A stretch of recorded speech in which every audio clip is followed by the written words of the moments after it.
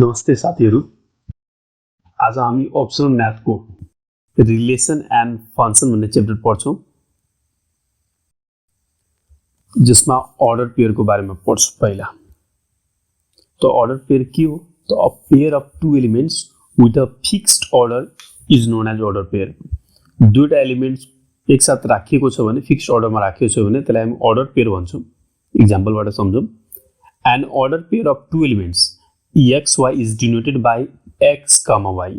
Small bracket भित्र दुईटा एलिमेन्टहरु राख्दियो भने त्यो के हुन जान्छ? एउटा अर्डर पेयर हुन जान्छ। अब where x is the first component or antecedent, y is the second component, जसलाई हामी consequent भन्छौं। यसलाई antecedent, यसलाई consequent अथवा फर्स्ट कम्पोनेन्ट र सेकेन्ड कम्पोनेन्ट भनेर डिनोट गर्छौं। इन कोअर्डिनेट ज्योमेट्रीमा x y represent a point in a Cartesian plane, जबकि कोअर्डिनेट ज्योमेट्रीमा एक्स वाई ले के रिप्रेजेन्ट गर्छ? कार्टेशियन प्लेन डिनोट गर्छ। कार्टेशियन प्लेन के हो भने यसलाई हामी कोअर्डिनेट प्लेन पनि भन्छौं अथवा ग्राफ पेपरमा प्लॉट गर्ने प्लेन। Where अब यहाँ पनि x is the first component antecedent and y is called second component consequent। Example बाट हेरौं। यहाँ 7 र 14। Here the first component यसमा लेख्न भन्यो भने तपाईले 7 र second component भनेको 14 लेख्नु पर्छ। यहाँसम्म अर्डरको कुरा तपाईले क्लियर भयो होला। बक्स भित्र दुईटा अंक राखिएको छ 7 र 14। 7 लाई हामी फर्स्ट कम्पोनेन्ट भन्छौं र 14 लाई second component. We can represent 7 and 14 in the Cartesian plane on graph paper। अब नोटमा के हेर्छौ भने फर्स्ट पॉइंट के छ भने AB and BA are the same in set। We write AB is equals to BA। सेटमा A र A, B लाई B, A लेख्न पाइन्छ। Second point AB and BA are different in meaning। We write AB is not equal to BA। जब यो AB A B सँग बराबर छैन अथवा डिफरेंट मिनिङ राख्छ भने त्यतिबेला हामी के लेख्छौं? A, B is not equals to B, A। Third point के भयो भने AB is equals to BA if and only if A is equals to B। यहाँ हामी अर्डर पेयरको क्रममा पढ्दाखेरि AB लाई BA त्यतिबेला मात्र लेख्न पाउँछौं जब A is equals to B हुन्छ। अब हामी पढ्छौं equality of order pair. Equality of order pair के हो भने two order pair x, y and m, n are said to be equal order pair if x is equals to m and y is equals to n। यसको first term यससँग बराबर, यसको second टर्मसँग बराबर भयो भने त्यसलाई हामी के भन्छौं?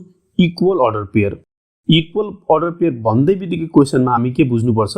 यसको फर्स्ट कम्पोनेन्ट यसको फर्स्ट कम्पोनेन्टसँग बराबर छ, सेकेन्ड कम्पोनेन्टसँग बराबर छ, बल्ल यो मात्र के हुन्छ? इक्वल अर्डर पेयर हुन जान्छ।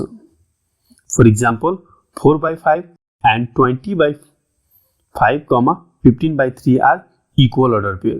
किनभने 5 लाई 20 सँग काट्न गयो भने 4 आउँछ र 3 लाई 15 लाई काट्यो भने 5 आउँछ। त्यही भएर यो दुईटै के हो? इक्वल अर्डर पेयर हो। अब हामी एक्जाम्पलको थ्रुबाट यो कुरा हेर्छौं। के छ example number 1? Which of the following order pair are equal?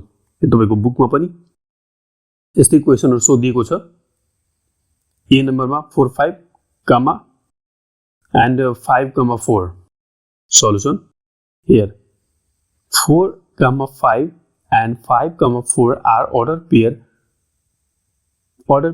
are not equal। किनभने 4 is equals to 5, 4 is not equals to 5, 4 कहिले पनि 5 सँग इक्वल हुँदैन र 5 कहिले पनि 4 सँग इक्वल हुँदैन। त्यही भएर यो इक्वल अर्डर पेयर होइन। त्यही भएर यो इक्वल गरेर काट दिएको छ। सेकेन्ड क्वेशन हेरौं। 1, 2 र 10 र 10, 5। यति बेला हामी के लेख्न सक्छौं? हो 1, 2 and 10, 10 10 divided by 10 10 comma 5 is equals to 1 upon 2 यो दुईटै के छ भने अब इक्वल अर्डर पेयर किनभने यो 10 र यो 10 लाई काट्यो भने 1 आउँछ र 5 लाई 10 लाई काट्दा 2 ले जान्छ त्यही भएर यो 1 comma 2 is equals to 1 comma 2 are equal order pair as their corresponding elements are equal यसको corresponding elements के छ इक्वल भइराछ त्यही भएर के हो यो इक्वल अर्डर पेयर हो सेकेन्ड एक्जाम्पलमा हेरौं if x plus 4 comma y minus 4 is equals to 2 comma 5 find the value of x and y यो भनिसकेछ कि यो दुईटै के छ इक्वल छ त्यही भएर हामी यसको भ्यालु कसरी फाइन्ड आउट गर्छौं सल्युसन हियर हामी पहिला गिवन लेख्छौं त्यसपछि के छ since two equal order pair are equal their corresponding elements are equal यो दुईटै इक्वल अर्डर पेयर छ भने यो बराबर 2 लेख्न पाइयो र y minus 4 बराबर 5 लेख्न पाइयो therefore x plus 4 is equals to 2 or x is equals to 2 minus 4 त्यही भएर x is equals to हामी के लेख्न मिल्छ -2 त्यस्तै y minus 4 is equals to 5 y is equals to 5 plus 4 therefore y is equals to 9 लेख्न पाइयो third example from set a is equals to 4 comma 5 find all the possible order अब यससँग बन्न सक्ने 4 comma 5 सँग बन्न सक्ने सबै अर्डर लेख्नुहोस् त्यसको लेख्ने तरिका के छ भने पहिला गिवन लेख्ने त्यसपछि the order pair can be obtained by the following way एउटा टेबल बनाउँछौं र यसमा पहिलो कम्पोनेन्ट त्यसपछि यो 4 र यो 5 माथि पनि दुईटै लेख्ने र तल पनि 4 र 5 यो जतिवटा हुन्छ 4 5 6 जुन एलिमेन्ट यता भएको भए अझै 3 तल पनि 3 वटा लेख्न पाइन्थ्यो अहिले दुईटा मात्र छ त्यही भएर दुईटा मात्र लेखेका छौं अब यो र यो मिलाएर के हुन्छ यहाँ लेख्ने 4 यो र यो मिलाएर के लेख्ने यहाँ लेख्ने सरी यसको पहिला लेख्ने 5 र 4 यो 5 र 4 भयो अब यसलाई फेरि 4 र 5 4 5 र यहाँबाट 5 5 5 5 भयो So here all possible order pair are 4 comma 4 4 comma 5 5 comma 4 and 5 comma 5 यसरी हामी all possible order लेख्न सक्छौं next find the value of x and y from the following equal order pair यो equal order pair बाट हामी यो x र y को भ्यालु पत्ता लगाउनु पर्ने छ अब यहाँ क्वेशन के छ x plus y comma 2x minus y is equals to 13 comma 2 सबभन्दा पहिला के लेख्नु पर्यो गिवन यो बराबर यो र यो बराबर यो लेख्न पाइयो किनभने यो दुईटै पहिला लेखिहाल्नु पर्छ जस्तो since two equal order pair are equal their corresponding elements are equal यो इक्वल अर्डर पेयर छ भने त्यही भएर यसको corresponding elements के लेख्न मिल्छ बराबर लेख्न मिल्छ जस्तै कि x plus y बराबर यो बराबर पहिलो कम्पोनेन्ट मैले भने नि पहिलो कम्पोनेन्ट पहिलोसँग बराबर त्यही भएर x plus y is equals to 13 लेख्न पाइयो अब त्यही भएर x is equals to 13 minus y यसलाई हामी इक्वेसन 1 मान्छौं यो भेरी जनरल हिसाब हो अल्जेब्रा को दृष्टिकोणले यदि तपाईले कहीं पनि डाउट भइराछ भने तपाई कमेन्ट गर्नु होला अथवा हाम्रो अनलाइन ट्युसन पनि जोइन गर्न सक्नुहुन्छ again second 2x minus y is equals to 2 अब x को भ्यालु कहाँबाट हामी इक्वेसन 1 बाट हाल्यौ 13 minus y त्यही भएर 2 into 13 minus y यो x को ठाउँमा हामी यो भ्यालु राख्दै छौं minus y is equals to 2 अब यसले मल्टिप्लाई गर्यो 26 2 minus y सँग गुणा गर्दिनु minus 2y र यो यहाँको y is equals to 2 और अब हामी के गर्छौं यो माइनस y लाई र माइनस 2y लाई जोड्दियौ यता माइनस 3y र प्लस 26 लाई पारी लग्दियो भने के हुन्छ